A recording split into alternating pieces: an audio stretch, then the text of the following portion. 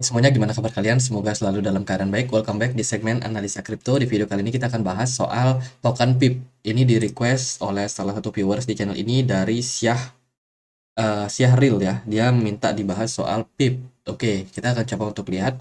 PIP sendiri hari ini ada di kisaran harga 1.600-an. Dia udah mengalami sedikit koreksi 3% ya, teman-teman. Ini koin atau token dengan peringkat 846 di CMC. Dia sendiri bergerak di kontrak Solana. Dan ini adalah project sebagai solusi pembayaran. Solusi pembayaran yang akan memudahkan orang-orang untuk membeli kripto. Jadi kalau kita lihat dari informasinya di sini, ini adalah shaping the future of payment. PIP itu sebuah pembayaran layer di Web3 ya. Dia salah satu lapisan pembayaran di Web3 yang memfasilitasi untuk solusi growing untuk memperbesar ekosistem daripada kripto dengan fokusnya itu di micro payment, artinya melakukan transaksi-transaksi yang kecil. Karena kan biasanya kalau kita menggunakan salah satu, misalkan menggunakan wallet, itu kan biasanya ada batasan berapa uang yang bisa kita transfer, terutama untuk koin-koin besar. Misalkan kita transfer USDT. Kalau nggak salah itu minimum transfernya sekitar 2 USDT. Nah, PIP ini mengatasi masalah tersebut. Dia bisa melakukan pembayaran atau transfer itu dengan lebih kecil biaya minimumnya. Untuk mikro ya, untuk micro payment, teman-teman. Jadi ini menarik. Mungkin solusinya nggak banyak ditawarkan oleh project-project lain. Dia dibikin oleh perusahaan Coinbase, teman-teman. Dia disupport ya. Dia didanai oleh Coinbase, Galaxy Digital, CMS, dan juga inkubator dari Binance Lab. Kalau kita lihat juga dari website resminya, ini ya, mereka didanai oleh Binance dan juga Binance Lab dan juga Coinbase. Ini adalah solusi pembayaran social payment di mana VIP ini bisa memfasilitasi menghubungkan antar sosial media juga, teman-teman, sehingga kita bisa gampang bertransaksi. Misalkan teman-teman berjualan online atau apa, teman-teman bisa menggunakan fasilitas wallet tersebut, menggunakan wallet dari PIP sendiri ya. Jadi itu sih sebenarnya project ini lumayan unik, lumayan biasa, tapi sebenarnya unik, teman-teman. Ya kita lihatlah seperti apa kedepannya untuk adopsinya. Dan kalau kita lihat dia di Twitter, sebenarnya mereka lagi gencar-gencarnya untuk listing di beberapa exchange.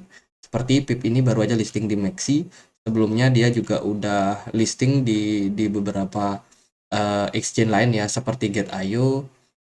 Ini dia udah listing di Bybit juga, dia baru listing, dan exchange yang lain lah, teman-teman. Jadi belum terlalu banyak apa yang mereka bakalan kerjakan, karena memang yang mereka kerjakan sementara ini itu masih berupa project soal micropayment ini.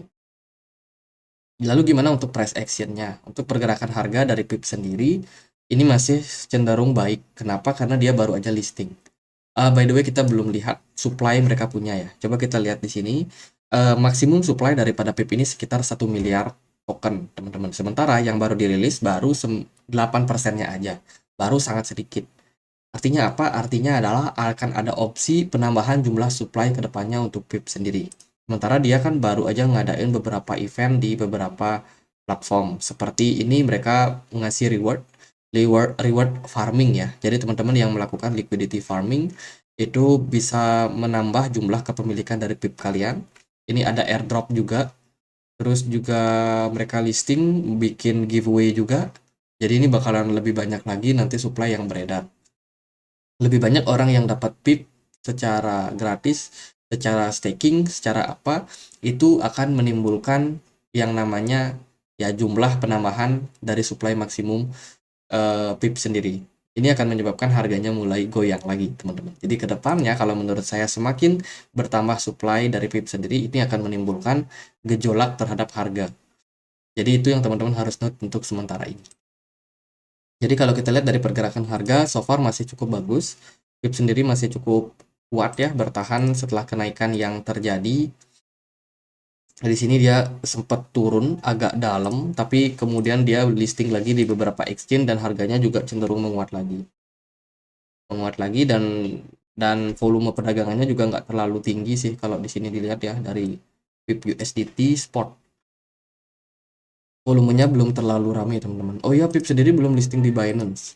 Padahal dia disupport oleh Binance Lab, tapi dia sendiri masih listing di beberapa exchange saja. Jadi ada possibility mereka buat listing ke depannya di exchange-exchange besar, di Coinbase dan juga di Binance. Tentunya itu potensi teman-teman. Kalau teman-teman udah punya barang sekarang, ya paling nggak teman-teman harus invest sih. Agak lama ya. Karena kan proyeknya harus berkembang dulu ke depannya. Baru mereka bisa memenuhi kriteria untuk listing di exchange-exchange besar. Ya, sambil menunggu kita akan lihat seperti apa progres daripada proyeknya secara fundamental. Kalau dari pergerakan sementara PIP sendiri ini masih cukup baik, cukup kuat ya pergerakannya. Dia belum bikin all time high baru juga karena memang pergerakan sementara ini dalam beberapa hari masih cenderung sideways di range antara 0,08 sampai dengan 0,11. Jadi tektokan di level tersebut. Smart money juga masih cukup aktif dengan volume perdagangan yang nggak seberapa besar. Dan formasi seperti ini juga teman-teman bisa consider sebagai sebuah cup and handle. Ini masih menyimpan potensi. Kita belum confirm, tapi akan ada potensi yang baik. Jadi teman-teman yang udah punya barang, ya itu sih, ini mungkin masih bisa potensial untuk naik ya. Tapi kita tunggulah seperti apa. Apakah dia bisa naik menembus 0,12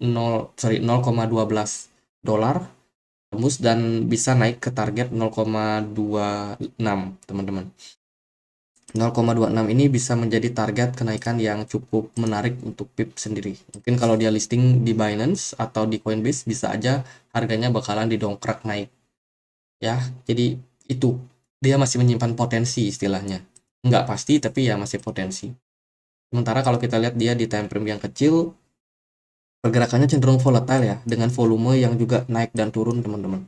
Jadi itu sih harus pakai uang dingin, harus hati-hati, jangan FOMO, gunakan seberapa yang teman-teman bisa tanggung untuk resiko kalau ada sesuatu yang misalkan dump atau apa. Karena memang pergerakannya cenderung volatile disebabkan ya likuiditasnya masih belum terlalu banyak. Untuk listing di beberapa exchange pun juga masih sedikit. Jadi wajar sekali kalau volumenya naik dan turun seperti ini. Jadi gitu aja buat PIP, semoga bisa bermanfaat. Dan kalau ada koin lain buat dibahas, tulis saja langsung di kolom komentar. Sekian aja akhir kata saya Andri. Makasih.